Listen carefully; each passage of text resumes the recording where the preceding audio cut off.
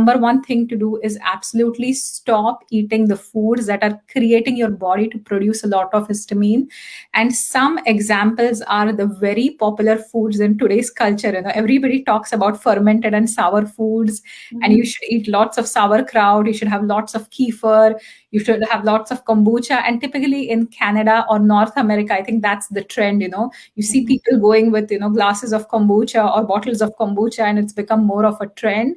But that itself is a high histamine food, right? So anything that's aged, anything that's cultured, anything that's fermented, even leftovers, if you're cooking for the week and putting it in the fridge. And for some people, if you don't have histamine intolerance, it's fine. But if you are struggling with histamine intolerance, anything that's been kept for a long time, so aged cheeses or cultured foods or fermented foods, leftovers, because of the bacteria, they are going to create a lot of high histamine in the system. And the processes of fermenting, culturing, aging are going to increase histamine content. A simple example also could be like rotisserie chicken.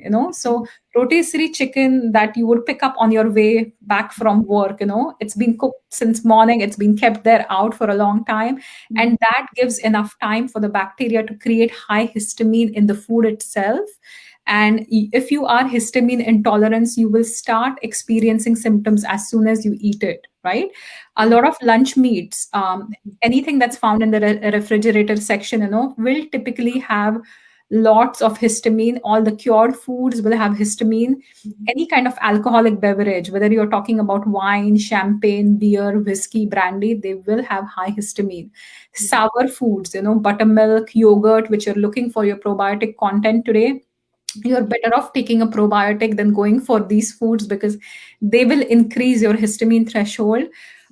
Balsamic vinegar, any other kind of vinegars, bacon, other cured foods, smoked fish, fish or meat that has not been like used within 30 minutes, of the catch, is typically going to create histamine issues. Any ground meat as well, because the more surface area it has, the more there is chance for increase in histamine. Any even dried fruits, like if you're looking at apricots, prunes, dates, figs, raisins, which are also common today, they are going to have a lot of high histamine because they are dried. And even the egg whites can be histamine liberators. When it comes to vegetables, very common health foods can have high histamine. So we're looking at avocados, we're looking at walnuts, cashews, peanuts, we're looking at mushroom, spinach, eggplant, strawberry. So these are all the healthy foods, And today everybody talks about good fats and how it's necessary to eat avocados and how necessary it is to eat walnuts. And they are extremely necessary, but not when you have, high histamine.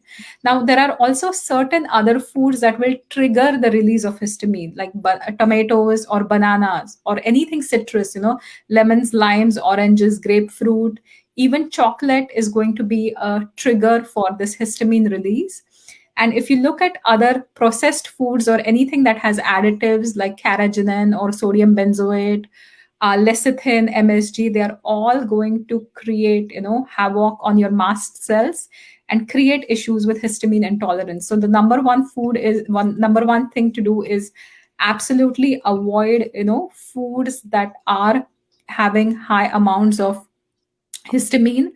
Now, what you can eat is the other part of the story. So when you avoid these foods, now, we've given up so many things, what are we exactly going to eat? So anything that's fresh, fresh meat, especially, if you flash freeze it or freeze it quickly, that's fine. Anything which is, fresh fish, you can have. Chicken which is frozen or cooled is fine. If you are extremely sensitive, you might even react to frozen ones. You can have fresh vegetables with the exception of tomatoes, eggplant, spinach. Rice products, you could have rice noodles, even rye bread or white bread sometimes will work for certain people.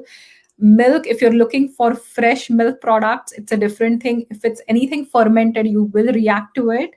Goat's milk is a better alternative than cow milk when it comes to histamine issues.